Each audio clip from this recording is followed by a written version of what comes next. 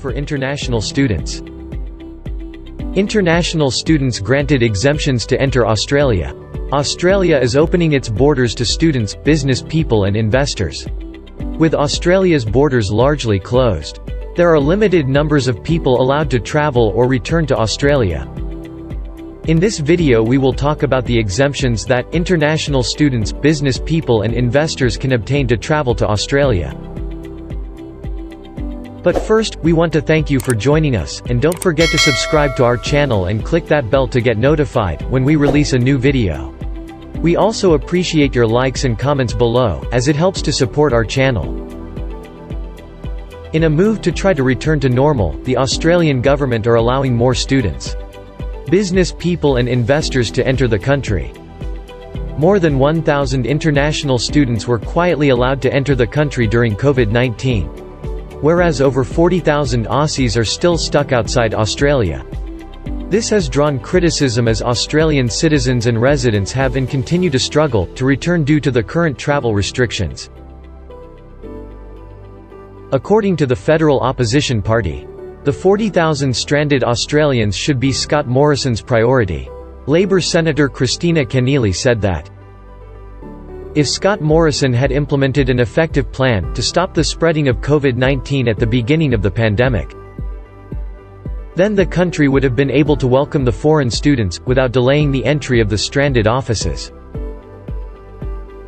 The Australian government also implements a cap on the number of passengers coming into Australian airports from overseas. This is to ease pressure on state and territory quarantine facilities. According to an Australian Border Force spokeswoman, individuals seeking an exemption to enter Australia must provide evidence of a compelling case and meet the requirements needed for exemption. Categories including students in their final 2 years of study of medical, dental, allied health or nursing profession university degree. It is important for the students to have a confirmed placement at an Australian hospital or medical practice that starts within the next 2 months. One in the group of 8 universities has their 65 international medical students granted a travel exemption.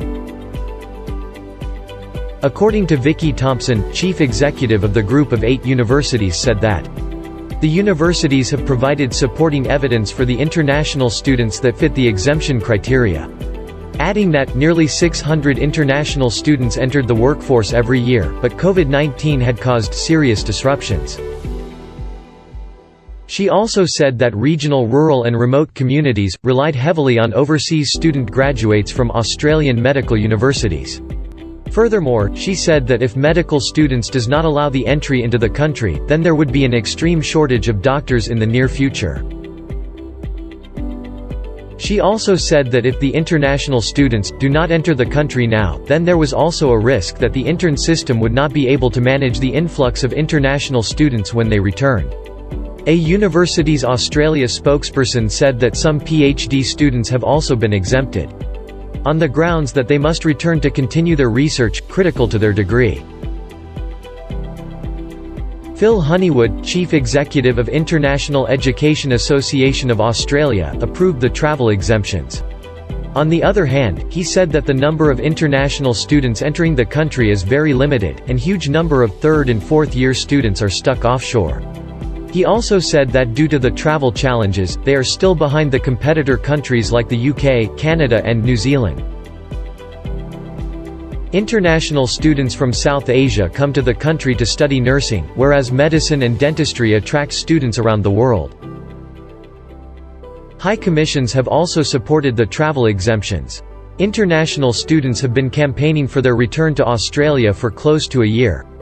Over 17,000 people have signed a petition addressed to the House of Representatives, calling for international students' exemption from Australia's COVID-19 travel border restrictions. International students are willing to quarantine, obey any rules and pay all the fees.